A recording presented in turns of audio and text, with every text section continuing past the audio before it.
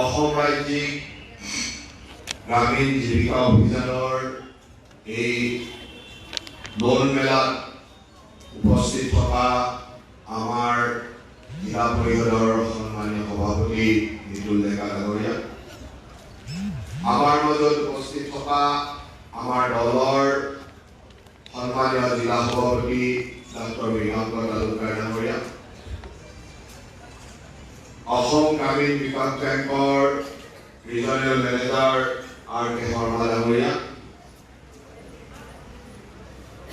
Programme manager state office ASR নামৰ কবীন্দ্ৰ বৈশ্য ডাঙৰীয়া, LDM UCO বেংকৰ A.B. চাৰণ ডাঙৰীয়া, আমাৰ মাজত উপস্থিত থকা এই গোটেই প্ৰগ্ৰেমটোৰ সফলভাৱে ৰূপায়ণত যথেষ্ট কাম কৰা কষ্ট কৰা আমাৰ DPM চন্দন তালুকদাৰ ডাঙৰীয়া, বিভিন্ন অঞ্চলৰ পৰা অহা বেংক সখীসকল, জীৱিকা সখীসকল আৰু নলবাৰী সমষ্টিৰ বিভিন্ন প্ৰান্তৰ পৰা অহা চেল্ফ হেল্প গ্ৰুপসমূহৰ আত্মসহায়ক গোটসমূহৰ সন্মানীয় সদস্যসকল, জয় জয়তে আপোনালোক আটাইলৈকে শুভেচ্ছা জ্ঞাপন কৰিছোঁ যে আজি এটা সুন্দৰ কাৰ্যসূচীত আপোনালোকৰ মাজত উপস্থিত হ'বলৈ পাইছোঁ। তাৰ কাৰণে আমাৰ কৰ্মকৰ্তাসকলক, বিষয়াসকলক ধন্যবাদ জ্ঞাপন কৰিছোঁ। আৰু আমি আজি আনন্দ অনুভৱ কৰিছোঁ যে আমাৰ মাননীয় প্ৰধানমন্ত্ৰী নৰেন্দ্ৰ মোদী ডাঙৰীয়া আৰু আমাৰ মাননীয় মুখ্যমন্ত্ৰী ডাঙৰীয়াৰ যি সপোন, এই সপোন হ'ল যে গ্ৰাম্যাঞ্চলক আমি সকলো দিশতে আগবঢ়াই লৈ যাব লাগিব। মাননীয় প্ৰধানমন্ত্ৰী ডাঙৰীয়াই প্ৰধানমন্ত্ৰীত্বৰ দায়িত্ব লোৱাৰ পিছৰে পৰা 2014 চনৰ পিছৰে পৰা গোটেই ভাৰতবৰ্ষতে গ্ৰাম্যাঞ্চলসমূহৰ অৰ্থনৈতিক, সামাজিক আৰু সকলো দিশৰ উন্নয়নৰ কাৰণে বিভিন্ন ধৰণৰ কাম কৰিছে। আৰু এই গ্ৰাম্যাঞ্চলৰ আৰ্থ সামাজিক উন্নয়নত এক বিশেষ ভূমিকা আছে আত্মসহায়ক গোটসমূহৰ। দেখিবলৈ সৰু একোটা আত্মসহায়ক গোট, এই গোটেই আত্মসহায়ক গোটসমূহৰ গ্ৰাম্য অৰ্থনীতিৰ ক্ষেত্ৰত এক বিশেষ ভূমিকা আমি দেখিবলৈ পাওঁ। আৰু এই কথাটো আমি সকলোৱে উপলব্ধিও কৰোঁ, কাৰণ ইংৰাজীত এষাৰ কথা আছে যে coming together is beginning, keeping together is progress, and working together is success. আমি একেলগে কৰিবলৈ অহাটো আমাৰ শুভাৰম্ভণি, একেলগে লগ হৈ থকাটো, একেলগে কাম চিন্তা কৰাটো আমাৰ প্ৰগ্ৰেছ, উন্নয়ন, আৰু একেলগে কাম কৰাটো আমাৰ ছাকচেছ বুলি কয়। আৰু সেইকাৰণে আমি এই কথাটো বিশ্বাস কৰিব লাগিব যে আমাৰ এই চেল্ফ হেল্প গ্ৰুপসমূহ এনেকুৱা এটা সমাৰ্থক অৰ্থ দেখুওৱা কিছুমান সৰু সৰু গোট। কাৰণ আপোনালোকে যদি অনুভৱ কৰে, আপোনালোকে যেতিয়া এটা চেল্ফ হেল্প গ্ৰুপ, এটা আত্মসহায়ক গোটৰ চিন্তা কৰে, প্ৰস্তাৱনা কৰে, এখন সভা পাতে, তেতিয়া আপোনালোকৰ শুভাৰম্ভণি হয়। একেলগে আপোনালোকে কাম কৰিবলৈ আৰম্ভ কৰে, একেলগে লগ হৈ থাকিবলৈ আৰম্ভ কৰে, আপোনালোকৰ ডেভেলপমেণ্ট বা প্ৰগ্ৰেছ আৰম্ভ হয়। আৰু আপোনালোকে যেতিয়া একেলগে কাম কৰা আৰম্ভ কৰে, তেতিয়া আপোনালোকৰ উন্নয়ন বা ছাকচেছ আপোনালোক সফল হয়। আজি আমাৰ এই কাৰ্যসূচীত আমি এতিয়ালৈকে আমাক যি তথ্য দিছে, সেই তথ্যত 524টা আত্মসহায়ক গোটক আমি 12,40,00,000 টকা আমি আবণ্টন দিম। আৰু ইয়াৰ আজি 454টা আত্মসহায়ক গোটক আমি 10,90,00,000 টকা আমি আপোনালোকৰ বেংকৰ একাউণ্টলৈ ডিছবাৰ্চ কৰিব, আপোনালোকৰ বেংকৰ একাউণ্টলৈ সোমাব। সৰু কথা নহয়, এটা 524টা গ্ৰুপলৈকে এনেদৰে 2 লাখ টকাৰ পৰা 8 লাখ টকালৈকে আমি বিভিন্ন ধৰণৰ আপোনালোকক ঋণ দিম। অকল ঋণ দিয়াই নহয়, আপোনালোকক যে 2 পৰা 8 লাখ টকালৈকে ঋণ দিম, এই ঋণৰ মাজত আমাৰ চৰকাৰৰ কৰবাত ইনভলভমেণ্ট আছে এইটোৱে যে আপোনালোকক এই ঋণ পোৱা লোকসকলক আমি কনকলতা আত্মসহায়ক আমাৰ যিটো মহিলা সবলীকৰণ আঁচনি এই মহিলা সবলীকৰণ আঁচনিৰ জৰিয়তে এই প্ৰতিটো গোটেই 50,000 টকাকৈ আপোনালোকে ৰাজসাহায্য পাব চাবচিডি পাব কাৰণ আপোনালোকে এই যে 2 লাখ টকা লোন ল'ব তাৰ 1.5 লাখ টকা আপোনালোকে ঘূৰাই দিব লাগে সুদ সহিতে বাকি 50,000 টকা আপোনালোকক বেংকত ঘূৰাই দিয়াৰ দায়িত্ব চৰকাৰ তাহলে আপোনালোকক আজি যে 12 কোটি টকা আমি লোন দিছো এই 12 কোটি টকাৰ 2 কোটি 65 লাখ টকা আমাৰ চৰকাৰে দিব আপোনালোকৰ হৈ আমাৰ চৰকাৰে এই টকাটো বেংকত একাউণ্টত ঘূৰাই দিব তাৰমানে আমাৰ চৰকাৰখনে বিচাৰে যে এনে ধৰণে আমি তৃণমূল পৰ্যায়ত থকা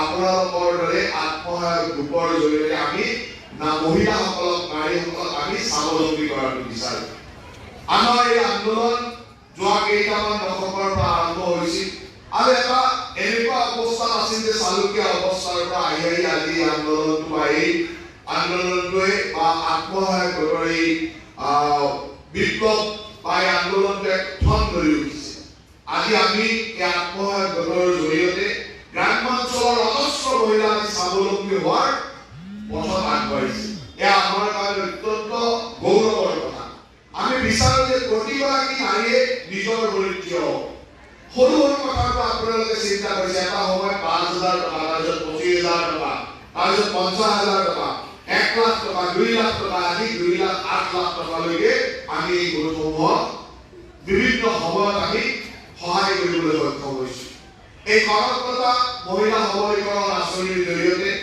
আমাৰ চৰকাৰখনে বিচাৰিছে যে আপোনালোকৰ দৰে তৃণমূল পৰ্যায়ত থকা মহিলাসকল বিভিন্ন সৰু সৰু ক্ষুদ্ৰ ব্যৱসায়ৰ জৰিয়তে স্বাৱলম্বী হওক আৰু আমি আনন্দ অনুভৱ কৰো যে গোটেই অৰ্গেনাইজেশ্যন চিষ্টেমটো ইমান সুন্দৰকৈ সুকলমে কৰা হৈছে যে আজি আমি নলবাৰীত ক'ব পৰা হৈছো যে লোন ৰিপে 100% কৰিছে 100% লোন ৰিপে কৰা বা ঋণ ঘূৰাই দিয়া বহুত কথা নহয় আজি আমি এই কথাটো অত্যন্ত গুৰুত্ব সহকাৰে চাব লাগে হয় কৰবাত কোনো জিলাত হয়তো কৰবাত কিবা অকমান পিছ পৰিছে কিন্তু আমাৰ লক্ষ্যটো যে ইয়াত যেনেকৈ আমি চেল্ফ হেল্প গ্ৰুপ বনাইছো তাৰ ওপৰত ভিডিঅ' বনাইছো তাৰপিছত ক্লাষ্টাৰ বনাইছো এই ধৰণে জিলাৰ পৰা বিপিএম সকলোৱে সুন্দৰভাৱে তাত মনিটৰিং কৰি আছে এটা চিষ্টেমৰ মাজেৰে কাম কৰিছে যাৰ কাৰণে সুন্দৰভাৱে আপোনালোকক কোনোবাই নিৰীক্ষণ কৰি আছে ভালদৰে কাম কৰিছে নাই আপোনালোকক প্ৰপাৰ গাইডলাইন দিয়া হৈছে প্ৰপাৰ দিক নিৰ্দেশনা দিয়া হৈছে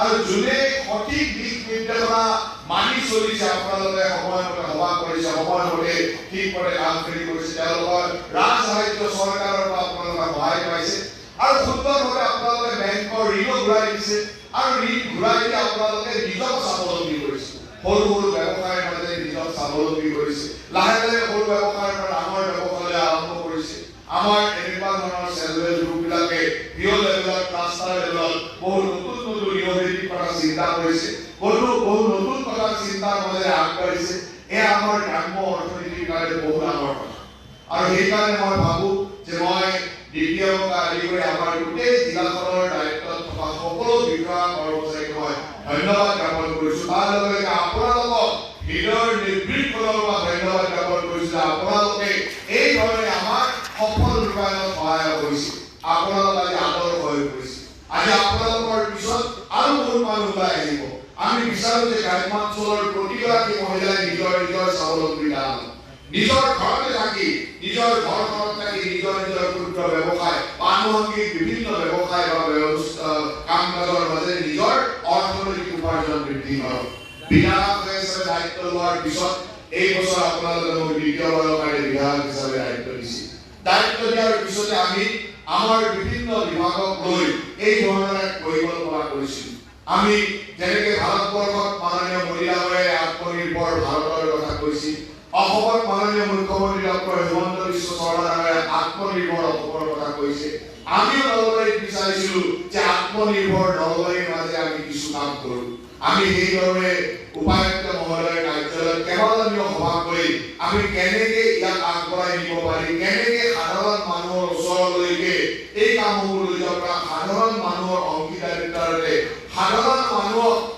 অৰ্থনৈতিক স্বাৱলম্বিতা অৰ্থনৈতিক উন্নয়নৰ মাজেৰে গ্ৰাম্য অৰ্থনৈতিক উন্নয়ন কৰিব তাৰ পৰিকল্পনা আমি কৰিছো 5টা আঁচনিত আমি বিশেষভাৱে গুৰুত্ব দিছো আৰু সেই কাৰণে আমি কামবোৰ আগবঢ়াই লৈ গৈছো সেই কামৰে এটা অংশীদাৰিত্বৰ অংশ হিচাপে আজি এই ধৰণৰ লোন মেলা এই ধৰণৰ আপোনালোকক আগবঢ়াই দিয়াৰ পৰিকল্পনা আমি নলবাৰীৰ লগত নলবাৰীৰ যিসমূহ স্থানীয় শিল্প উদ্যোগ যিসমূহ ব্যৱসায়ী ইতিমধ্যে এটা প্ৰতিষ্ঠিতি লাভ কৰিছে সেইসমূহক কেনেকৈ আগবঢ়াই নিব পাৰোঁ তাৰ আমি পৰিকল্পনা কৰিছো নলবাৰীৰ বোৱনীসকলক কি ধৰণে তেওঁলোকৰ বোৱনী শিল্পীসকলক আমি তেওঁলোকৰ উৎপাদিত সামগ্ৰী কেনেকৈ বজাৰ এখন দিব পাৰে তাৰ পৰিকল্পনা আমি আগবঢ়াইছো নলবাৰীৰ জাতি উদ্যোগক কেনেকৈ আগবঢ়াই নিব পাৰি সহজভাৱে গাঁৱত ছাগলী পালন বা গাহৰি পালন আদিৰ জৰিয়তে কেনেদৰে মানুহক আত্মসংস্থাপন বা উন্নয়নৰ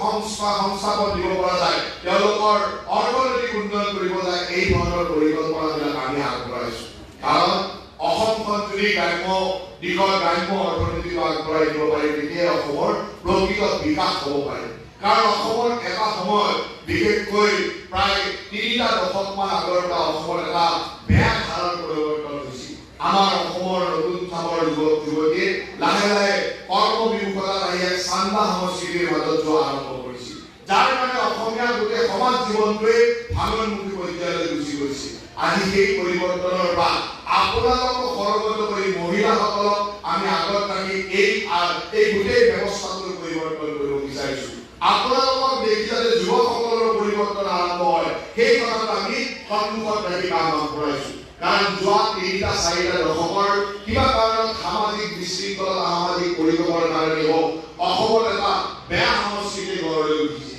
এই সংস্কৃতিৰ ফলত আমাৰ নতুন প্ৰজন্মৰ যুৱকসকলে এই ধৰণৰ কাম সৰু সুৰা কামৰ মাজেৰে লাহে লাহে আত্মসংস্থাপন লাহে লাহে ক্ৰমাগতভাৱে উন্নয়ন কৰি নিজৰ সংস্থাপিত কথাবিলাক পাহৰি একেবাৰে চান্দা উঠাই ৰং নিকলৰ পৰা পইচা উঠাই একেবাৰে ধনীয়া কিছুমান পৰিকল্পনা আৰম্ভ কৰিলে যাৰ কাৰণে অসমৰ সমাজ জীৱনত এক বিশৃংখলতাৰ সৃষ্টি হ'ল আজি সেই পৰিৱেশৰ মাজৰ পৰা আমি নাৰী শক্তিক একত্ৰিত কৰি নাৰীসকলৰ মাজে এই আত্মনিৰ্ভৰশীলতা দেখুৱাই যাতে সেই পুৰুষসকলে এই যুৱকসকলেও নিজে কৰা ভুল উপলব্ধি কৰি লাহে লাহে এই কথাবিলাকলৈ আকৰ্ষণ আহে তাৰ জৰিয়তে আমি কাম কৰা আৰম্ভ কৰিছো আজি আপোনালোক আমাৰ কাৰণে আদৰ্শ হৈ পৰিছে মই ভাবো যে নলবাৰীৰ নাৰী সমাজে নলবাৰীৰ আত্মসহায়ক গোটসমূহে এক উপযুক্ত নিদৰ্শন দেখুৱাইছে আগন্তুক দিনত চৰকাৰৰ ফালৰ পৰা আপোনালোকক যি ধৰণৰ সহায় লাগিব সেই ধৰণৰ সহায় কৰিবৰ কাৰণে আমি প্ৰস্তুত আৰু সহায় কৰি আহিছো কৰি থাকিম আজি আমাৰ চৰকাৰখনে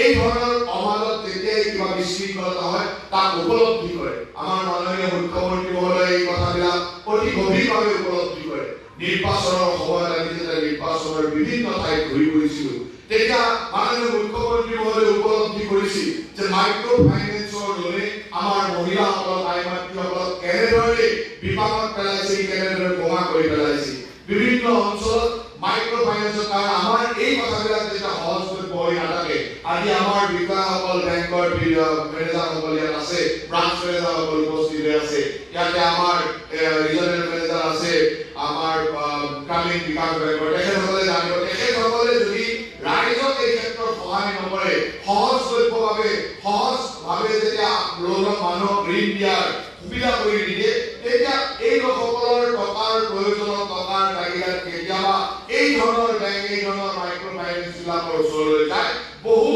উচ্চ সুতৰ হাৰতো লোন টকা ল'বলৈ বাধ্য হৈ পৰে আৰু শেষত সেই উচ্চ হাৰৰ সুতৰ টকা লৈ তেওঁলোকে ঘূৰাই দিব নোৱাৰে আৰু ঘূৰাই দিব নোৱাৰে এনেকুৱা পৰিৱেশৰ সৃষ্টি কৰে যে সামাজিক অশান্তি তেওঁলোকৰ পৰিয়ালৰ অশান্তি সকলো ফালৰ পৰা সামাজিক ব্যৱস্থাটোৱে ভাঙি পৰে এই কথাটো আমি উপলব্ধি কৰিছো আৰু সেইকাৰণে মাননীয় মুখ্যমন্ত্ৰী মহোদয়ে এই সময়ত কৈছিল যে মাইক্ৰ ফাইনেন্সৰ এই হাতোৰাৰ পৰা আমাৰ আই মাতৃসকলক ৰক্ষা কৰিব লাগিব আৰু সেই পৰিকল্পনা কৰি আমি এই কামসমূহ আগবঢ়াইছিলো আৰু তেতিয়া আপোনালোকে দেখিছিল যে দুটা কথা আহিছিল যে এছাম মানুহে লোন লৈ লোন ঘূৰাই দিব পৰা নাই আৰু এছাম মানুহে লোন লৈ কষ্ট কৰি হ'লেও লোন ঘূৰাই দি আছে আৰু যেতিয়া আমি ঘূৰাই দিয়াৰ সংখ্যাটো চালো তেতিয়া আমি দেখিলো অসমত প্ৰায় 24 লাখ মানুহে মাইক্ৰ ফাইনেন্সৰ লোন লৈছিল তাৰে 11 লাখ মহিলাই সুন্দৰভাৱে মাইক্ৰ ফাইনেন্সৰ লোন ঘূৰাই দি আছে আৰু 13 লাখ মহিলাই মাইক্ৰ ফাইনেন্সৰ লোন ঘূৰাই দিব পৰা নাই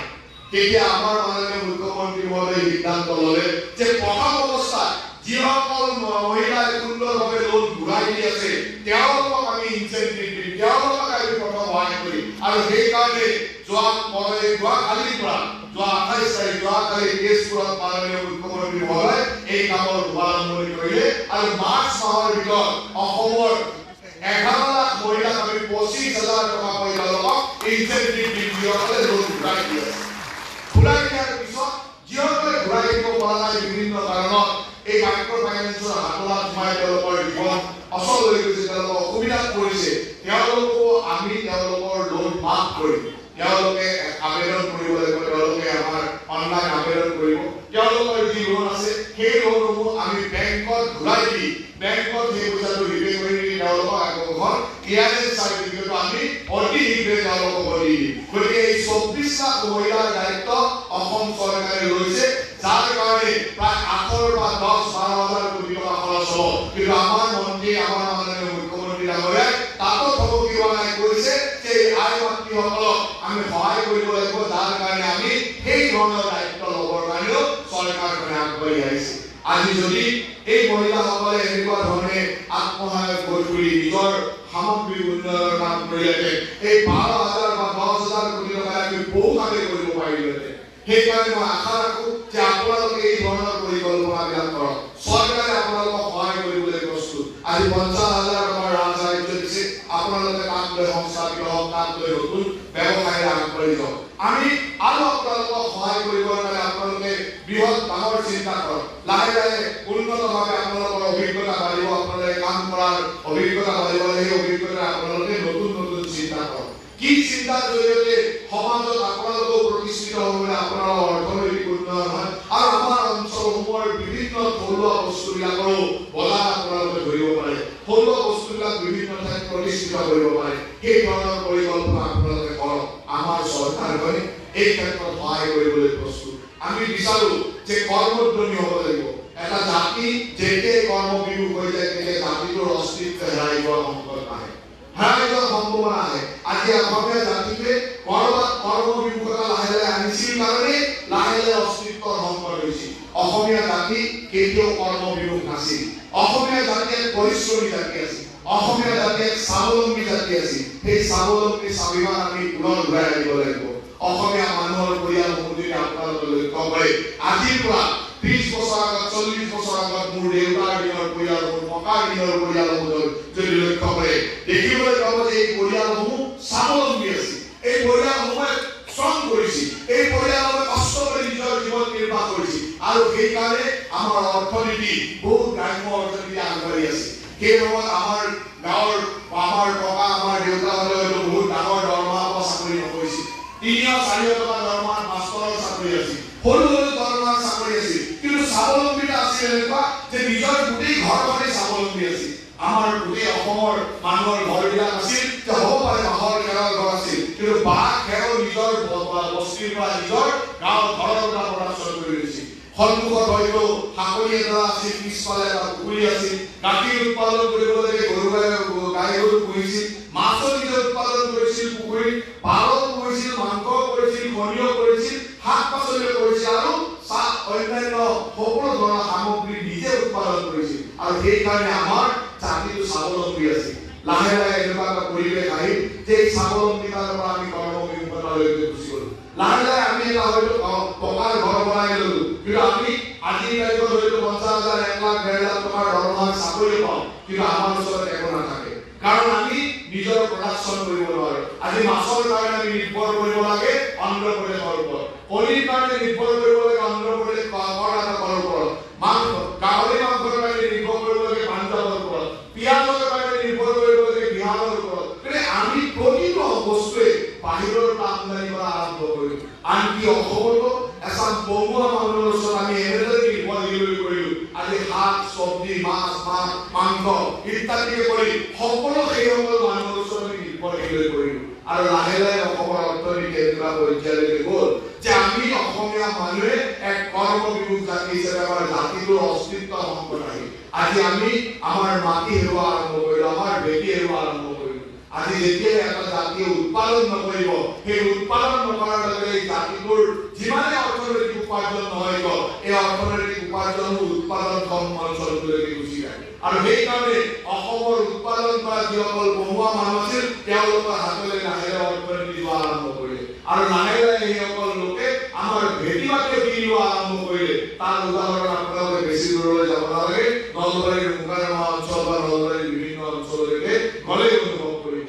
আজি সেই পৰিৱেশৰ মাজত আমি আছো, তাৰমানে আমি লাহে লাহে নিজৰ অস্তিত্ব হেৰুৱাই পেলাইছো। আৰু সেইকাৰণে অসমীয়া জাতিৰ প্ৰতিগৰাকী মহিলা প্ৰতিগৰাকী পুৰুষে এটা কথাই মনত ৰাখিব লাগিব যে জাতিটোক যদি স্বাৱলম্বী কৰিব নোৱাৰো, জাতিটোক যদি উৎপাদনশীল কৰিব নোৱাৰো, ইয়াৰ অস্তিত্ব সংকটত আহিব। আৰু সেইকাৰণে আমাৰ চৰকাৰে আমাৰ দলে আমি বিচাৰো যে আমাৰ জাতিটোৰ প্ৰতিটো অঞ্চলৰ মানুহে নিজক আত্মনিৰ্ভৰশীল কৰিব লাগিব। আজি এই আত্মসহায়ক গোটৰ জৰিয়তে আমি এই ধৰণৰ আত্মনিৰ্ভৰশীল জাতি এটা গঢ়াৰ কাৰণে ক্ষুদ্ৰ ক্ষুদ্ৰ প্ৰয়াস আমি কৰিছো। আপোনালোকে এই প্ৰয়াসবিলাক বুজি পাব লাগিব, আপোনালোকে এই কথাবিলাক উপলব্ধি কৰিব লাগিব। হয়, আপোনালোকে কৰা কামটোৱে জাতিটোক বা অঞ্চলটোক দেশখনক কেনেকৈ সহায় কৰিব, কেনেদৰে সমৃদ্ধশীল কৰিব, এই কথাটো উপলব্ধি কৰিব লাগিব। হয়, আপোনালোকে সৰু কিবা এটা প্ৰডাকশ্যন কৰিছে, সৰু কাম এটা কৰিছে, কিন্তু এই সৰু কামটোৱে কৰবাত উৎপাদনশীলতা বঢ়াই দেশখনৰ অৰ্থনীতিত সহায় কৰিছে। আপোনালোকে উৎপাদন কৰা টকাখিনি, আপোনালোকক দিয়া টকাখিনি, আপোনালোকক চৰকাৰে বেংকে ৰাজসাহায্যৰ জৰিয়তে বিভিন্ন ধৰণে দিয়া টকাখিনি গ্ৰাম্য ইকনমিক খৰচ হৈছে।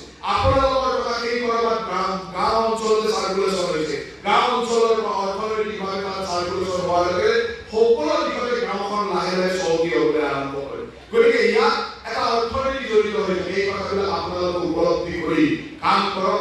আমাৰ চৰকাৰখন আপোনালোকৰ লগত আছে। আজি আপোনালোকৰ মাজলৈ আহি এই ধৰণে উৎসাহ দিয়াৰ কাৰণ এইটোৱে যে আপোনালোকে এই কামসমূহ আৰু অধিক আগ্ৰহেৰে কৰক। আপোনালোকক বেংকে লোন দিছে, সময়মতে লোন পৰিশোধ কৰিব, সময়মতে লোন পৰিশোধ কৰি আপোনালোকে যি কামৰ কাৰণে লৈছে সেই কামতে ব্যৱহাৰ কৰিব, অইন কামত ব্যৱহাৰ নকৰিব। আমাৰ বহুত মানুহৰ এটা কথা আছে যে নিজৰ যিসমূহ কামত খৰচ বেছি সেইসমূহ কামৰ কাৰণে লোন লয়, ধাৰ লৈ হ'লেও কামবিলাক কৰিবলৈ। য'ত উৎপাদনৰ কথা আছে, য'ত প্ৰডাকশ্যন হয়, য'ত আয় হ'ব পাৰে, সেই কামসমূহত বেছি গুৰুত্ব দিব লাগে। আয়ৰ পইচাৰে আপুনি কিবা এটা বস্তু কিনিলে তাৰ পৰা চিন্তা কৰিব লগা নাই, কিন্তু ধাৰৰ পইচাৰে, লোনৰ পইচাৰে যদি আপুনি কিবা এটা বস্তু পাৰে, সেই লোন কেনেকৈ ঘূৰাই দিব সেইটো আটাইতকৈ ডাঙৰ কথা। আৰু সেই কথাটো আপোনালোকে উপলব্ধি কৰিব লাগিব। আপোনালোকক চৰকাৰে আজি লোন দিছে, কিবা এটা কামৰ কাৰণে লোন দিছে, বেংকে আপোনালোকক লোন দিছে, কামৰ কাৰণে লোন দিছে। সেই কামটো আপোনালোকে কৰক। সেই কামৰ পৰা যি আয় হ'ব, সেই আয়ৰ পৰা আপোনালোকে যি কৰিব খোজে কৰক। আপোনালোকৰ নিজৰ প্ৰয়োজনীয় বস্তু কৰক, তাৰ আমাৰ ক'বলগীয়া নাই। কিন্তু লোনৰ পইচাৰে যদি তাত উৎপাদন নোহোৱা, তাৰ পৰা আয় নোহোৱা বস্তু কৰে, তেতিয়াহ'লে তাৰ পৰা আপোনালোকৰ ভৱিষ্যতৰ দিনত সমস্যা হ'ব। আজি চৰকাৰখনে আমাৰ বেংকসমূহে প্ৰায় 12 কোটি টকাৰ লোন আপোনালোকক এই 524টা আত্মসহায়ক গোটক দিছে। এই 524টা আত্মসহায়ক গোটৰ দায়িত্বটো হ'ল যে ইয়াৰ লগে চৰকাৰখনেও প্ৰায় 2 কোটি 65 লাখ টকা আপোনালোকক দিছে। আপোনালোকৰ দায়িত্ব হ'ল যে এই টকাখিনি ব্যৱহাৰ কৰি জাতিটোৰ কাৰণে কাম কৰক, সমাজখনৰ কাৰণে কাম কৰক, নিজৰ অৰ্থনৈতিক উন্নয়ন সুন্দৰভাৱে আগবঢ়াই দিয়ক। গতিকে আশা ৰাখিছো যে আমাৰ নলবাৰীৰ বিগত দিনৰ যিটো ইতিহাস, সেই ইতিহাসে আমি দেখিছো যে খুব সুন্দৰভাৱে আমাৰ আত্মসহায়ক গোটৰ মহিলাসকলে কাম কৰি গৈছে, 100% লোন ৰিপে কৰিছে। আৰু ময়ো বেংকৰ সকলো আজি 11টা বেংকে আমাক ইয়াত লোন প্ৰদান কৰিছে। অসম গ্ৰামীণ বিকাশ বেংক আটাইতকৈ আগত আছে আৰু বাকী 11টা বেংকৰ বিভিন্ন স্তৰত তেখেতসকলে সুন্দৰভাৱে লোন দিছে। আৰু এই লোন দিয়াৰ ক্ষেত্ৰত তেখেতসকলেও যিমান পাৰে মানুহক হাৰাচমেণ্ট নোহোৱাকৈ মানুহক সহায় কৰিব লাগে। কাৰণ আমি সাধাৰণ মানুহক এই ধৰণে সহায় কৰিলে গম নোপোৱাকৈ জাতিটোৰ প্ৰতি, দেশখনৰ প্ৰতি কাম কৰা হয়। আৰু মই এটা কথা লক্ষ্য ৰাখিম যে যিবিলাক বেংকে আমাৰ চৰকাৰী আঁচনি, চৰকাৰী কামসমূহত এই ধৰণৰ সহায় কৰে, চৰকাৰী পুঁজিও আমি সেই বেংকবিলাকলৈকে বেছিকৈ দিয়া আৰম্ভ কৰিম। যাতে আমি এই কথাটো লক্ষ্য ৰাখোঁ যে কোন বেংকে আমাক কি ধৰণৰ সহায় কৰিছে, কি ধৰণে আমাৰ আঁচনিসমূহ সফল ৰূপায়ণত সহায় কৰিছে। আমাৰ চৰকাৰী পুঁজিও আমি বহু বেংকত ৰাখোঁ, চৰকাৰী পুঁজিসমূহ আমি বা চৰকাৰী একাউণ্টসমূহ সেই ধৰণৰ বেংকবিলাকলৈ আমি নিয়াৰ চেষ্টা কৰিম, যি বেংকে আমাক সহায় কৰিব, আমাৰ ৰাইজৰ হৈ কাম কৰিব, ৰাইজৰ হৈ বেছিকৈ কাম কৰিব। সকলো মানুহৰে, সকলো বেংকৰে কৰ্পোৰেট ৰেছপন্সিবিলিটি বা ছ'চিয়েল ৰেছপন্সিবিলিটি আছে, তেওঁলোকে নিশ্চয়কৈ কৰে। কিন্তু আমাৰ চৰকাৰে যিসমূহ লক্ষ্য আগত ৰাখি আৰম্ভ কৰিছে, সেই লক্ষ্যবিলাকত বেছি গুৰুত্ব দিয়াটো আমি সকলো অৰ্গেনাইজেশ্যনৰ পৰা বিচাৰোঁ। আৰু যিহেতু নলবাৰীত আমি লোন ৰিপেৰ ক্ষেত্ৰত সুন্দৰভাৱে লোন ৰিপে কৰাৰ এটা পৰিৱেশ আমি তৈয়াৰ কৰি দিছো পৰিৱেশ হৈ আছে ৰিপেয়াৰ কৰি আছে আমাৰ আইমানসকলে ৰিপেয়াৰ কৰিছে গতিকে আমি ইয়াত বহুত বেছি চিন্তা কৰিবলগীয়া ভয় হ'বলগীয়া নাই আমাৰ দায়িত্ব যে আমি কেনেকৈ এই লোকসকলক স্বাৱলম্বী কৰাৰ কাৰণে সহায় কৰিব পাৰোঁ গতিকে মই আশা ৰাখিম যে এই ধৰণে আপোনালোকে বিগত দিনত যিধৰণে কাম কৰিছে আগৰ দিনত আৰু অধিক শক্তিশালী ৰূপত কাম কৰক আমাৰ আইমানসকলক এই এইবাৰ আজি এটা লোন মেলাৰ জৰিয়তে দিছোঁ প্ৰতি মাহতে আমি এনেধৰণৰ লোন মেলা এনেধৰণৰ ব্যৱস্থাৰ মাজেৰে প্ৰতিটো আজি 524টা গোটক আমি সহায় কৰিবলৈ সক্ষম হৈছোঁ ইয়াৰ পিছত আৰু অহা মাহত আৰু 500 অহাৰ পিছত আৰু 500 1000 তেনেকৈ বঢ়াই বঢ়াই গৈ থাকিব লাগিব যে প্ৰতিটো আত্মসহায়ক গোটে এই ধৰণৰ সহায় পায় তেওঁলোকে সহায় ওপৰত ভিত্তি কৰি বিভিন্ন কামসমূহ কৰিব পাৰে কোনো ব্যৱসায় এনেকুৱা ধৰণৰ অৰ্থনৈতিক সাপোৰ্ট নাপালে আগবাঢ়ি যাব নোৱাৰে এই অৰ্থনৈতিক সাপোৰ্ট লাগিব সকলো ব্যৱসায়তে এই ধৰণৰ বেংকৰ সাপোৰ্ট লাগিব আৰু বেংকক সাধাৰণ ৰাইজৰ ওচৰলৈ নিয়াৰ কাৰণে মাননীয় প্ৰধানমন্ত্ৰী ডাঙৰীয়াই দায়িত্ব লোৱাৰ দিনাখনলৈ কাম আৰম্ভ কৰিছিল ভাৰতবৰ্ষৰ মানুহে সেই সময়ত ভাবিছিল যে বেংকত একাউণ্ট খোলাটো কিবা এটা আঁচনি হ'ব পাৰে নেকি জনধন একাউণ্ট বহুত মানুহে ভাবিছিল যে জনধন একাউণ্ট খুলিলে কি আমাৰ আঁচনি হ'ল মানুহে একাউণ্ট খুলিব বহুত মানুহে সমালোচনা কৰিছিল আৰু এই জনধন একাউণ্টে যে গোটেই ভাৰতবৰ্ষৰ সাধাৰণ মানুহক বেংকৰ লগত জড়িত কৰি অৰ্থনৈতিক পৰিৱৰ্তন কৰিছিল আজি এই কথাটো উপলব্ধি কৰিব পৰা হৈছে আজি বেংকৰ একাউণ্ট খোলাৰ কাৰণে চাহ বাগানৰ শ্ৰমিক 8 লাখ শ্ৰমিকক আমি মাহে মাহে তেওঁলোকক উদগনিমূলক পুৰস্কাৰ হিচাপে তেওঁলোকক টকা দিবলৈ সমৰ্থ হৈছোঁ এই সময়তো কোভিডৰ সময়তো এই ধৰণৰ জনধন একাউণ্ট খোলা লোকসকলৰ একাউণ্টত 500 টকাকৈ আমি বেয়া দিনত অতি কষ্টৰ দিনত প্ৰধানমন্ত্ৰী মহিলাসকলে তেওঁলোকৰ একাউণ্টত টকা দি সহায় কৰিবলৈ সক্ষম হৈছে কাৰণ এই কথাবিলাক এইকাৰণে যে সাধাৰণ মানুহে বুজিব লাগিব বেংকৰ মহত্ব বেংকৰ দায়বদ্ধতা বেংকৰ কৰ্ম সেইকাৰণে সাধাৰণ মানুহক বেংকৰ লগত যোগাযোগ কৰিবৰ কাৰণে প্ৰধানমন্ত্ৰী মহিলাসকলে দায়িত্ব লোৱাৰ পিছতে জনধন একাউণ্টৰ জৰিয়তে জনধন যোজনাৰ জৰিয়তে এই কামসমূহ আৰম্ভ কৰিছে আজি বেংকৰ লগত সাধাৰণ মানুহৰ সম্পৰ্ক স্থাপন হৈছে আৰু সেইকাৰণে সাধাৰণ মানুহৰ অৰ্থনৈতিক উন্নয়ন হৈছে গম নোপোৱাকৈ সাধাৰণ মানুহৰ অৰ্থনৈতিক উন্নয়নবিলাক আমি লক্ষ্য কৰি গৈ আছো আজি যদি আপোনালোকে লক্ষ্য কৰে আমি গাঁও অঞ্চললৈকে যেতিয়া যাওঁ তেতিয়া অনুভৱ কৰোঁ আজিৰ পৰা 10 বছৰ 15 বছৰ আগৰ গাঁওখন আৰু আজিৰ গাঁওখনৰ মাজত পাৰ্থক্য আছে আৰু আজিৰ পৰা 10-15 বছৰ আগৰ গাঁৱৰ ঘৰবিলাক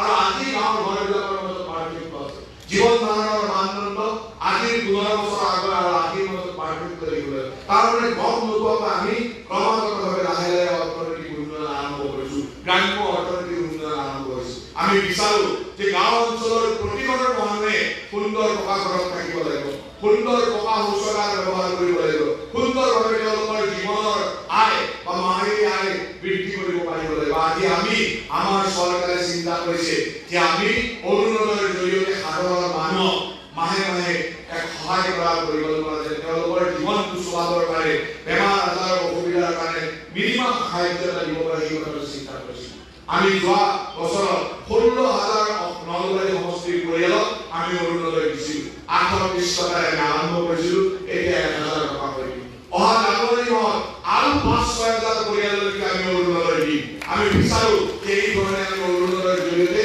সাধাৰণ মানুহক সামৰি লওঁ কিয় এই সাধাৰণ মানুহসকলে যাতে সকলো সময়তে মিনিমাম মাহৰ 10 তাৰিখে তেওঁলোকৰ একাউণ্টত কিবা নহয় কিবা এটা সোমাই যায় যাতে কেতিয়াও বিপদত পৰিব লগা নহয় আজি আপোনালোক সচেতন হ'ব লাগিব মই আপোনালোকৰ জৰিয়তে আহ্বান জনাম যে অহা জানুৱাৰী মাহত আমি অৰুণোদয়ৰ কাৰণে দ্বিতীয় পৰ্যায়ৰ কাৰণে কাম কৰিম এই সময়ত যিবোৰ দুখীয়া মানুহ ৰৈ গৈছে তেওঁলোকক সজাগতা কৰা তেওঁলোকক আহি আবেদন কৰা তেওঁলোকক সঠিকভাৱে আমাৰ দলীয় সতীৰ্থই কাম কৰিব তেওঁলোকক যাতে সঠিকভাৱে দিব পাৰোঁ হয় এতিয়াও সকলো পৰিয়ালক আমি 16,000 সামৰি ল'ব পৰা নাছিলোঁ এইবাৰ হয়তো আৰু 5-6,000 পৰিয়ালক আমি সামৰি ল'ম ক্ৰমাগতভাৱে তেওঁলোকৰ অৰ্থনৈতিক 1,000 টকাৰ বা 12-15 বঢ়াই বঢ়াই দিব লাগিব যাতে তেওঁলোকৰ সামগ্ৰিকভাৱে এই পৰিয়ালসমূহে মিনিমাম লাইফষ্টাইল এটা মিনিমাম জীৱন ধাৰণৰ মানদণ্ড এটা ল'ব পাৰে আমাৰ লক্ষ্য এই ধৰণৰ আজি আমি এই কাৰ্যসূচীলৈ অহাৰ আগতে মই ভগ্ৰাপাৰত দিব্যাংগসকলৰ এটা পৰীক্ষা শিবিৰত অংশগ্ৰহণ কৰি আহিছোঁ আমি বিচাৰিছোঁ যে আজি মোদী ডাঙৰীয়াই সুন্দৰভাৱে ভাৰতবৰ্ষৰ যিমান দিব্যাংগ মানুহ আছে প্ৰতিগৰাকী দিব্যাংগ মানুহক মাহে 1,000 টকাকৈ অৰ্থনৈতিক সাহায্য বা দীনদয়াল দিব্যাংগ পেঞ্চন দিয়ে কিন্তু আচৰিত হ'ব যে আমাৰ সাধাৰণ মানুহৰ সজাগতাৰ অভাৱ বা সাধাৰণ সুবিধাৰ কাৰণে হাজাৰ হাজাৰ মানুহে এই দিব্যাংগ চাৰ্টিফিকেট বা প্ৰমাণপত্ৰ ল'ব পৰা নাই। যোৱা এটা মাহত আমি সেই ধৰণৰ এটা পৰিকল্পনা কৰি গোটেই নলবাৰী সমষ্টিৰ প্ৰতিটো পঞ্চায়ততে আমি এটা শিবিৰ কৰিছোঁ। স্বাস্থ্য বিভাগ, সমাজ কল্যাণ বিভাগ আৰু স্বাস্থ্য বিভাগৰ বিভিন্ন চিকিৎসকসকলে একেলগে আমি শিবিৰ কৰিছোঁ। আজিও ভগৱানৰ শিবিৰ চলি আছে। এই শিবিৰৰ জৰিয়তে যেতিয়া আমি দিব্যাংগসকলৰ প্ৰমাণপত্ৰৰ কাৰণে পৰীক্ষণ কৰিলোঁ, তেতিয়া আচৰিত হ'ব যে এতিয়ালৈকে আমি 20টা শিবিৰ কৰিলোঁ। 20টা শিবিৰত 530 গৰাকী মানুহক আমি প্ৰমাণপত্ৰ দিবলৈ সক্ষম হৈছোঁ। আজি হয়তো আৰু 50-60 পাব। গতিকে এই যে 500, 600, 700 মানুহে দিব্যাংগ হোৱাৰ পিছতো তেওঁলোকে চাৰ্টিফিকেটখন নোলোৱাৰ কাৰণে তেওঁলোকে মাহে 1000 টকাৰ পৰা বঞ্চিত হৈ আছিল। এই কথাবিলাক আমি গুৰুত্ব সহকাৰে ল'ব লাগে। আজি আমাৰ এই কথাবিলাক গুৰুত্ব এইকাৰণে ল'ব লাগে যে প্ৰতি মাহে 1000 টকা পাবই। তেওঁৰ চাৰ্টিফিকেটখন থকাৰ কাৰণে এই এটা বছৰৰ ভিতৰত আমি 1 লাখ চাকৰি দিম বুলি কৈছে। 1 লাখ চাকৰি 3% ৰিজাৰ্ভেশ্যন, 3000 চাকৰি দিব্যাংগ লোকৰ কাৰণে ৰিজাৰ্ভেশ্যন হৈ আছে, সংৰক্ষণ হৈ আছে। এই চাৰ্টিফিকেটখন থকা লোকসকলে অন্তত সেই চাকৰি সংৰক্ষণৰ ব্যৱস্থাটো পাব। আজি আমাৰ অঞ্চললৈ বহুত মানুহ আহে, তেওঁলোকৰ চিকিৎসাৰ সাহায্য বিচাৰি, চিকিৎসাৰ সুবিধা বিচাৰি। আমি অটল অমৃত অভিযানৰ দৰে কাৰ্যসূচী লৈ আহিছোঁ, কিন্তু অটল অমৃতৰ কাৰ্ডখন নথকা কাৰণে বহু মানুহে সেই সুবিধা ল'ব পৰা নাই। আমাৰ গুৱাহাটীলৈকে যেতিয়া যায় বা ইয়াতে নলবাৰী চিভিল হস্পিটেললৈ যেতিয়া আহে, তেওঁলোকক দৌৰা-দৌৰিকৈ কাৰ্ড বনাই দিব লগা হয়। কেতিয়াবা কৰাব পৰা হয়, কেতিয়াবা কৰাব পৰা হয়, বেমাৰৰ দৌৰা-দৌৰি থাকে। গতিকে আমি বিচাৰোঁ যে যিসকল মানুহে এই অটল অমৃত কাৰ্ড পাবলগীয়া যোগ্য, তেওঁলোকে যাতে প্ৰতিজনে অটল অমৃত কাৰ্ড পায়, তাৰ কাৰণে আমি গাঁৱে গাঁৱে সজাগতা দিব লাগিব, গাঁৱে গাঁৱে কাম কৰিব লাগিব। আজি আমাৰ আয়ুষ্মান ভাৰতৰ কাৰ্ড বহু মানুহৰ 11 চনৰ ছ'চিঅ' ইকনমিক কাষ্ট চাৰ্টিফিকেট বিজ্ঞান মানুহসকলে আয়ুষ্মান ভাৰতৰ কাৰ্ড পায়। আজি বহু মানুহৰ আয়ুষ্মান ভাৰতৰ কাৰ্ড তেওঁলোকে ল'ব জনা নাই, তেওঁলোকে লৈ থৈছে, তেওঁলোকৰ কাৰ্ডৰ ব্যৱহাৰৰ সজাগতা নাথাকে। এই কথাবিলাকৰ কাৰণে আমি এই ধৰণৰ সজাগতা আমি আনিব লাগিব। তেওঁলোকে কাৰ্ডখন বনাই নথোৱাৰ কাৰণে কাৰ্ডখনৰ কাৰণে ৰেচন কাৰ্ডৰ প্ৰয়োজন। কাৰ্ডখন বনাই থ'লে এই কাৰ্ডখনেৰে গৈ যিকোনো হস্পিটেলত দেখুৱাই তেওঁলোকে চিকিৎসা কৰিব পাৰে। আজি গাঁৱৰ সাধাৰণ মহিলাসকলে, সাধাৰণ লোকসকলৰ এই ধৰণৰ আমি যিসমূহ সুবিধা দিছোঁ, এই সুবিধাসমূহ যাতে সঠিকভাৱে পায়, তাক লক্ষ্য কৰাটো আমাৰ সকলোৰে দায়িত্ব। আপোনালোক আজি বিভিন্ন গাঁৱৰ পৰা আহিছে, সেইকাৰণে আপোনালোকক এই কথাখিনি এইকাৰণেই মই কৈছোঁ যে আপোনালোকৰ মাজেৰে এই ধৰণৰ সজাগতা আপোনালোকে কৰক। আজি গাঁৱৰ বহু মানুহ আছে যিসকলে তেওঁলোকে সুন্দৰভাৱে ৰেচন কাৰ্ডখন পোৱা নাই। ৰেচন কাৰ্ডখন কাৰোবাৰ ঘৰত হয়তো একেটা পৰিয়ালতে 2খন ৰেচন কাৰ্ড আছে আৰু কোনোবা মানুহে ৰেচন কাৰ্ড পাবলগীয়া মানুহেও পোৱা নাই। আজি আমি গ্ৰাম্য অঞ্চলত 85% মানুহক ৰেচন কাৰ্ড দিয়াৰ পিছতো দুখীয়া মানুহে ৰেচন কাৰ্ড পোৱা নাই। তাৰমানে কৰবাত নহয় কৰবাত খেলি আছে। আজি সেইকাৰণে অন্ন মহোৎসৱ পাতি ইয়াৰ সুন্দৰভাৱে বিশ্লেষণ কৰাৰ চেষ্টা কৰিছোঁ। প্ৰতিটো ৰেচন কাৰ্ডৰ ওপৰত আমি ইয়াৰ পৰীক্ষণ কৰিছোঁ। আজি সেই তথ্যবিলাক আমাৰ ওচৰত আহিছে। অতি কম দিনৰ ভিতৰত আমি তাৰ পুনৰভাৱে যিসকলে পাবলগীয়া মানুহ ৰৈ গৈছে তেওঁলোকক দিয়া কাম আৰম্ভ কৰিম। আমি বিচাৰোঁ যে চৰকাৰে দিয়া প্ৰতিটো সা সুবিধা, প্ৰতিটো দুখীয়া মানুহৰ কাৰণে দিয়া সুবিধা যাতে প্ৰতিগৰাকী দুখীয়া মানুহে পায়, তাৰ কাৰণে আপোনালোকে কাম কৰিব লাগিব, তাৰ কাৰণে আপোনালোকে সজাগতা আনিব লাগিব। আজি আপোনালোক বিভিন্ন অঞ্চলৰ পৰা আহিছে, সেইকাৰণে মই এই কথাখিনি আপোনালোকক এই চেগতে কৈছোঁ যে আপোনালোকে সেই সজাগতা আনক। সেইধৰণে সাধাৰণ মানুহক সহায় কৰিব পৰা চৰকাৰী আঁচনিৰ সুফল যাতে প্ৰতিগৰাকী মানুহে পায়। আমাৰ চৰকাৰখন এখন কল্যাণকাৰী চৰকাৰ। এই চৰকাৰখনে ৰাইজৰ কল্যাণৰ কাৰণে, দুখীয়া মানুহৰ কল্যাণৰ কাৰণে অজস্ৰ আঁচনি আনিছে। কিন্তু আজি সেই আঁচনিসমূহত কৰবাত মধ্যভোগীৰ সৃষ্টি হৈছে, কৰবাত বিভিন্ন বেলেগ মানুহে তাৰ সুবিধা লৈছে। আজি আমি ৰেচন কাৰ্ডৰ সুবিধা দিছোঁ, হয়তো ৰেচন কাৰ্ডৰ দোকানী যদি বেছি সুবিধা লৈছে। সুবিধা ল'ব লাগে সাধাৰণ গাঁৱৰ মানুহে, লৈছে দোকানীলৈ। কাৰণ আজি এই কেইদিনমান আগত আমাৰ মাননীয় মহিলাসকলে, প্ৰধানমন্ত্ৰী মহিলাসকলে ঘোষণা কৰিছে যে আৰু 4 মাহত অতিৰিক্তকৈ 5 কেজিকৈ চাউল দিব। ইমান দিনটো দিয়ে আছে যে নৱেম্বৰ মাহলৈ দি আছে, ডিচেম্বৰৰ পৰা অহা মাৰ্চলৈকে 4 মাহত আৰু 5 কেজিকৈ অতিৰিক্ত চাউল দিব। যদি কাৰ্ডেই নাথাকে, যদি সেই ধৰণৰ দুখীয়া মানুহৰ এই সজাগতাই নাথাকে, 5 কেজিকৈ চাউল আহি আছে বোলে ৰেচন কাৰ্ডৰ দোকানীয়ে ৰাখি দিব, ৰেচন কাৰ্ডৰ দোকানৰ পৰাই মানুহে লৈ যোৱা নাই, তেতিয়াহ'লে এই ইমান কোটি কোটি টকা, অলপ টকা নহয়, এজন মানুহক 5 কেজিকৈ চাউল দিয়া মানে চিন্তা কৰক। গোটেই অসমৰ ইমান কোটি মানুহক একেলগে চাউল দিবলৈ কিমান কোটি কোটি টকাৰ প্ৰয়োজন হয়, প্ৰতি মাহে কিমান হাজাৰ কোটি টকাৰ প্ৰয়োজন হয়। আৰু এই টকাবিলাক দিয়াৰ পিছত যদি সাধাৰণ মানুহৰ জীৱনৰ মানদণ্ড যদি আনিব নোৱাৰো তেতিয়াহ'লে এই কথাবিলাক খৰচ কৰাৰ মূল্যই পাব। সেইকাৰণে আমাৰ এই সজাগতাৰ প্ৰয়োজন। আমি বিচাৰো যে এই ধৰণৰ চিন্তা চৰ্চাবিলাক আপোনালোকেও কৰিব, আপোনালোকে গ্ৰাম্য অঞ্চলত থকা মহিলা আপোনালোকে খবৰ ল'ব আৰু সজাগ হ'ব যে কোনোবা মানুহে চৰকাৰে দিয়া আঁচনিৰ সুফল মাজত কোনোবাই লৈছে, যদি লৈছে তাৰ বিৰুদ্ধে আপোনালোকে মাত মাতিব লাগিব, তাৰ বিৰুদ্ধে কাম কৰিবৰ কাৰণে আমাক জনাব লাগিব। আমি আপোনালোকৰ এই কাম কৰিবৰ কাৰণে প্ৰস্তুত আছো। আমাৰ নেতৃত্ব, আমাৰ দলীয় সতীৰ্থসকল বা আমি বিধায়কসকল, জনপ্ৰতিনিধিসকল এই কামবিলাক কৰিবৰ কাৰণে প্ৰস্তুত আছো। আমি সেই কামবিলাক সুচাৰুৰূপে কৰাৰ চেষ্টা কৰিম। গতিকে আপোনালোকক এই পবিত্ৰ দিনত মই কেইটামান প্ৰয়োজনীয় কথা কৈ পঠাইছো যে এইকেইটা অত্যন্ত গুৰুত্বপূৰ্ণ কথা।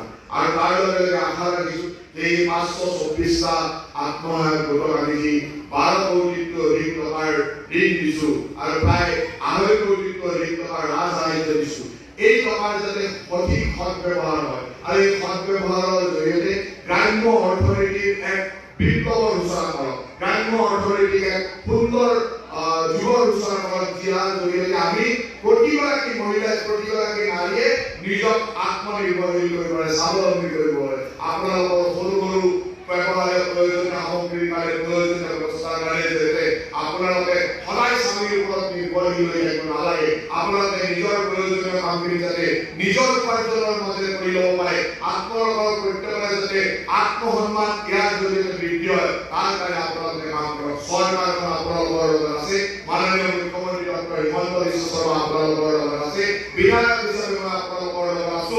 আপোনালোকক যিমানখিনি সহায় কৰিব লাগে সেইখিনি কৰিবৰ কাৰণে আমি প্ৰস্তুত আছো।